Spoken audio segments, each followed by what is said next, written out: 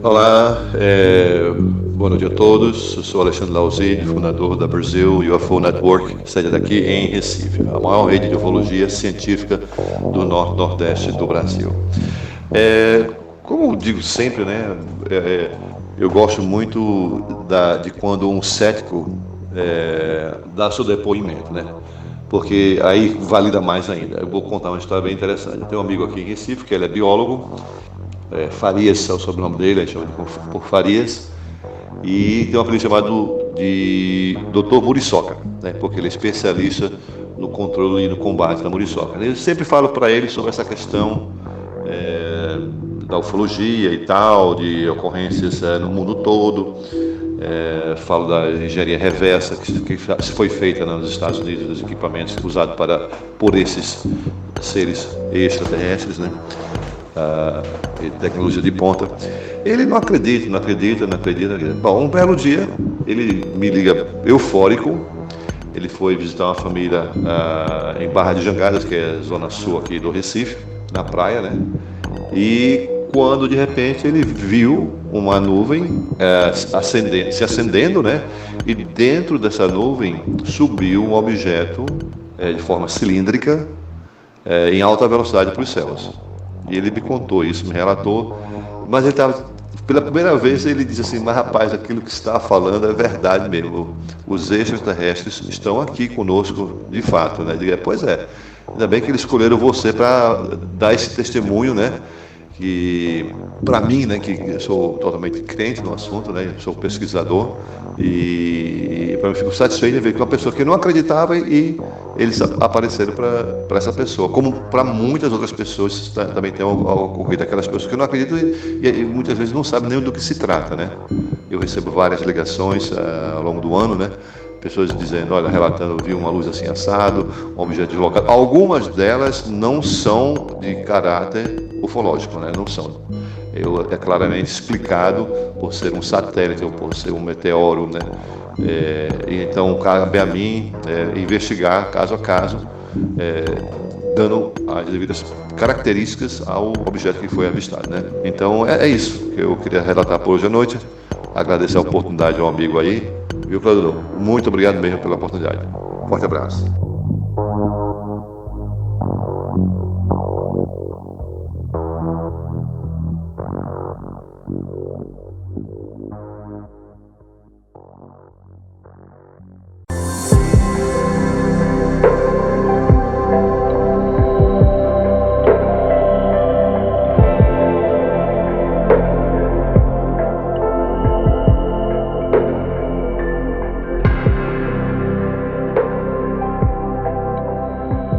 Boa noite, amigo Claudanor.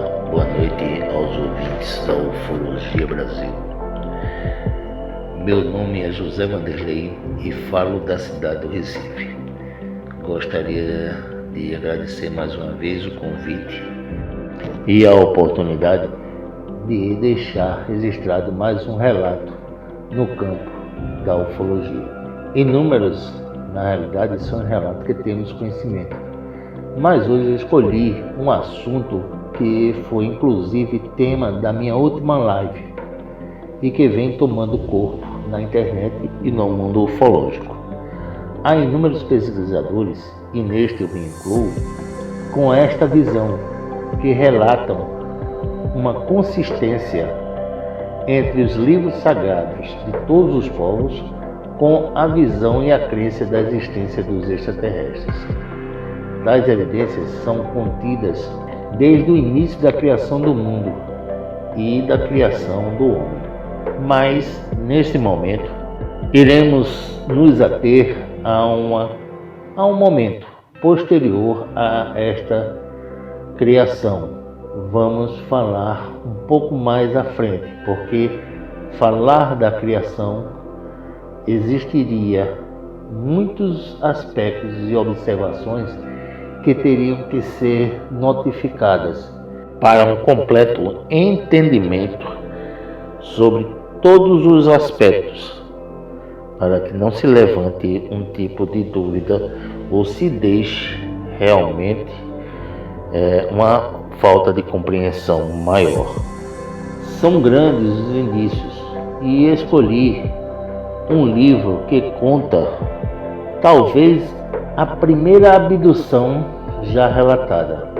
Este livro, embora não esteja diretamente na Bíblia contemporânea que nós conhecemos, que nós temos, que nós usamos hoje, por ter sido considerado um livro apócrifo, mas ela se encontra em uma das Bíblias mais antigas do mundo, que é a Bíblia Etíope. A nossa Bíblia, a que nós utilizamos hoje, esse personagem que vamos descrever, ele é relatado em vários momentos e é relatado como sendo um homem justo, correto e temente a Deus. Tudo acontece num período em que o mundo estava com bastante turbulência e a maldade imperava. Este homem é o sétimo da descendência de Adão. Viveu 365 anos, teve filhos e filhas, é pai de Matusalém, o homem que viveu mais tempo sobre a face da terra, e é bisavô de Noé. E tudo que ele presenciou foi escrito em livros para que a humanidade e sua história fosse conhecida. Nós estamos nos referindo ao livro de Enoque. Relata Enoque que estava em sua casa e ouviu ser chamado por um anjo alto, de cabeça grande, e que seus olhos pareciam de fogo. Ele lhe falou que se preparasse, pois teria sido escolhido para ser o escriba de Deus, para transmitir conhecimento dos céus à humanidade. Ele chega a perguntar se iria morrer, e o anjo diz que não, mas que deixasse todas as suas coisas, suas tarefas, com os seus filhos, pois haveria de passar muito tempo longe de sua família, e que não o procurasse, pois não seria encontrado sobre a face da terra. E assim ele o fez, e aguardou a chegada do dia em que estaria sendo levado aos céus. E ele conta que chegou um anjo numa carruagem de fogo e foi levado entre o céu e a terra, até chegar a uma espécie de palácio flutuante. Caminhava pelos longos corredores até um local onde havia, conforme descrito por ele, placas de cristal, onde ele conseguia ver toda a terra, inclusive o firmamento do céu acima dos limites das extremidades da terra, e que via inclusive a terra sobre seus pés, e se movia em direção ao sul. Descreve que existiam 3 montanhas a leste e 3 montanhas ao sul.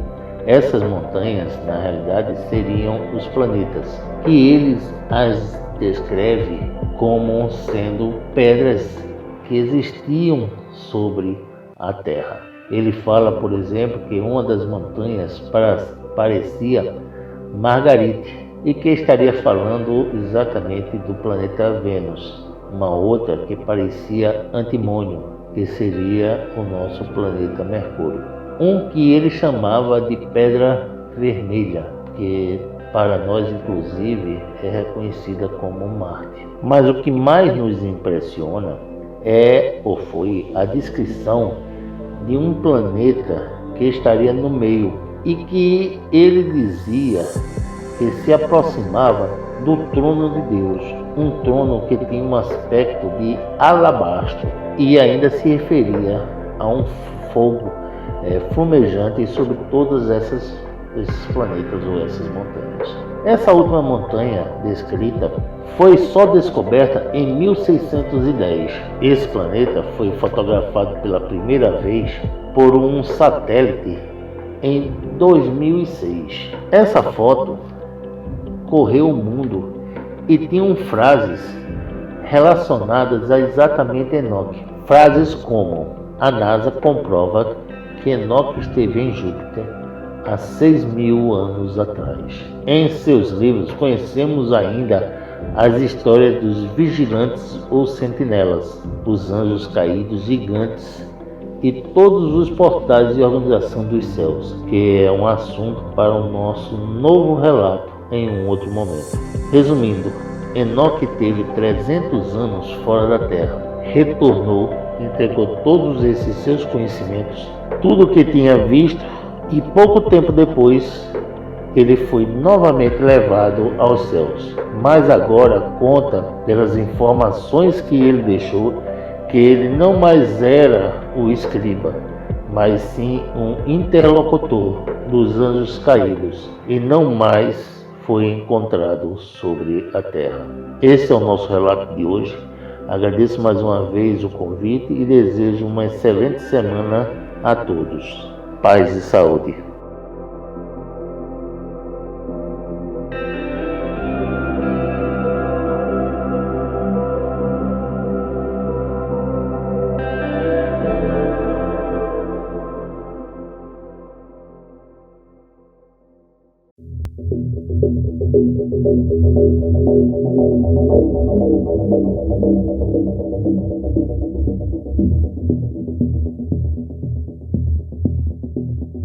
Boa noite a todos, boa noite Mendes, boa noite aos ouvintes da Web Jampa Mil Graus, senhores e senhoras. Olha, eu vou apresentar algumas de minhas experiências vividas no campo da percepção extrasensorial. São experiências que já é um cotidiano na minha vida, entendeu? Eu sou Antônio Fonseca, sou paraibano, atualmente estou residindo aqui na cidade de Hernandárias, do Paraguai, entendeu?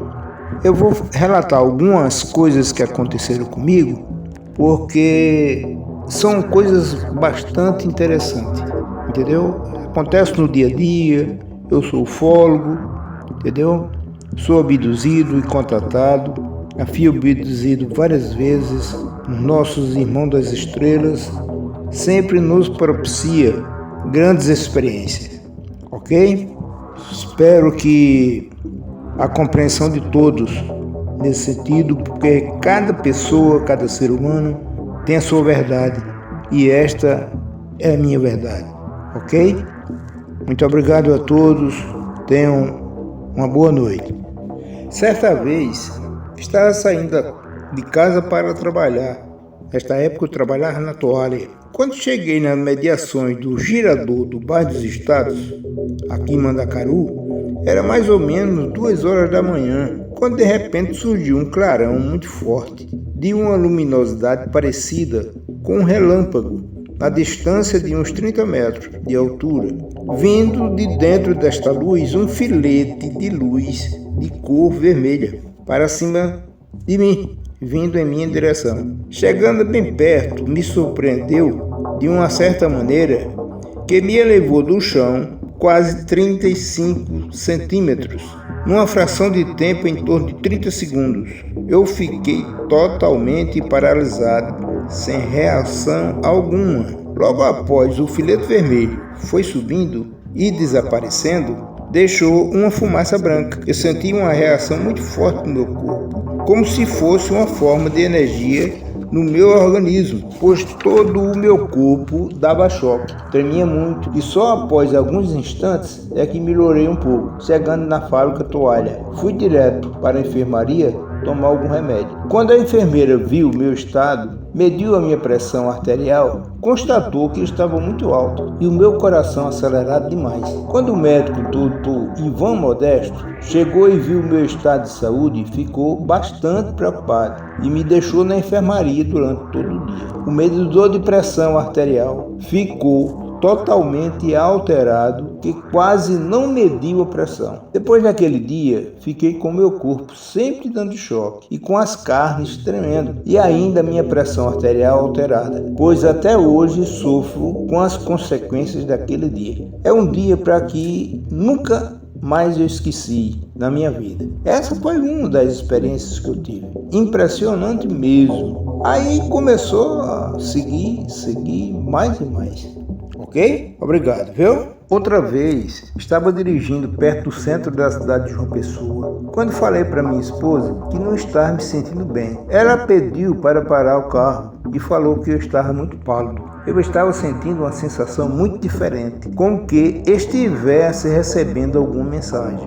O coração acelerado, os pés e as mãos frias e o resto do corpo muito quente. Chegando na farmácia de noite, tinha uma máquina que media a pressão na época. A moça mandou que eu colocasse meu braço esquerdo na máquina para ela fazer os registros necessários. Após alguns instantes, a máquina respondeu que não tinha como medir a minha pressão. A resposta da máquina foi a seguinte: estamos em possibilidade de medir sua pressão, pois esta encontra-se em nível muito elevado e sem controle. A moça pediu que eu colocasse o braço direito. O resultado foi o mesmo. Pegaram o medidor de pressão normal. Não conseguiram medir por falta de estabilidade do aferidor. Aí apareceu o dono da farmácia, Padre Zé, e pediu para ir até lá. Ele me analisou, sentiu as pulsações do coração, passou um comprimido para eu tomar. Após ingerir o comprimido, senti uma coisa muito estranha em meu organismo, como que eu fosse parar. Todo o resto do dia, o meu corpo deu vários tremores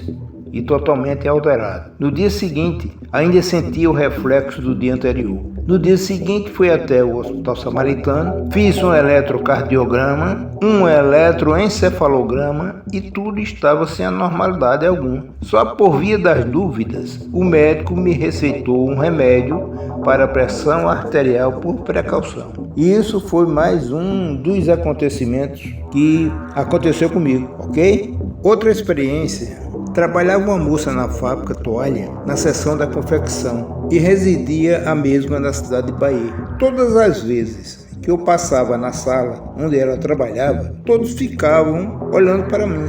Como eu não sabia de nada que estava acontecendo, uma garota que também trabalhava com ela me confidenciou uma história que muito me comoveu. Contou para mim tudo quanto a amiga por nome Terezinha disse. A Terezinha, falando para ela, contou que quase toda a semana eu aparecia pelo menos uma vez no seu quarto e conversava com ela. Eu aparecia como uma luz bastante forte e que depois de um certo tempo desaparecia. Ela pensou que eu era uma pessoa já falecida. Foi quando eu apareci na sala que ela trabalhava. Quando ela me viu, tomou aquele susto tão grande e começou a chorar. E foi quando ela contou tudo para sua amiga. Depois que fiquei sabendo, entrei em contato com ela. Foi muito difícil para a menina. Tinha medo de mim. Depois de várias tentativas, ela chegou a me falar tudo o que acontecia. Pois até eu mesmo fiquei muito surpreso com tudo que ela me contou. É uma coisa muito interessante, é muito complexo. Só quem passa realmente é quem entende esses acontecimentos. Mas é a vida que segue, ok? Mais uma vez, uma outra passagem que eu tive na minha vida, eu estava no mesmo local, porém sentado no banco da praça, em frente ao Paraíba Palace Hotel, em João Pessoa, quando apareceu um rapaz em minha frente e me entregou uma mensagem bíblica dizendo: você aceita esta mensagem? Eu respondi: claro que sim. Quando eu recebi a mensagem, ele estava na minha frente e me disse a seguinte frase: que eu seria um de linha de frente. Naquele instante que eu estava lendo uma mensagem, quando eu levantei a cabeça, ele não estava mais. Olhei para todos os lados, mas não vi. Até hoje ainda não entendi o que aconteceu naquela tarde. Algumas outras coisas que acontecem comigo, por exemplo, acontecem no meu dia a dia. Ouvi o som do telefone tocando antes mesmo dele soar, o sinal característico dele é como se o som estivesse chegando pelo ar, pelo fio, se conectando. Observar com antecedência alguma coisa que está para acontecer, isso é corriqueiro, entendeu? Então são fatos dessa natureza que a gente passa, mas não, sem compreender o que está acontecendo. É muito complexo, meu amigo. É muito complexo mesmo, no sentido amplo da palavra. Isso aí é coisa corriqueira na vida do ser humano, ok? Muito obrigado mais uma vez. Boa noite.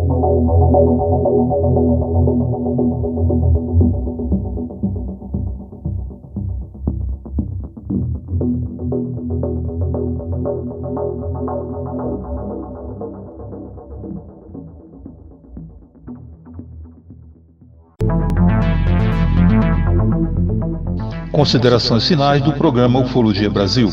Novamente nós estamos vivenciando outro avistamento no Cabo Branco.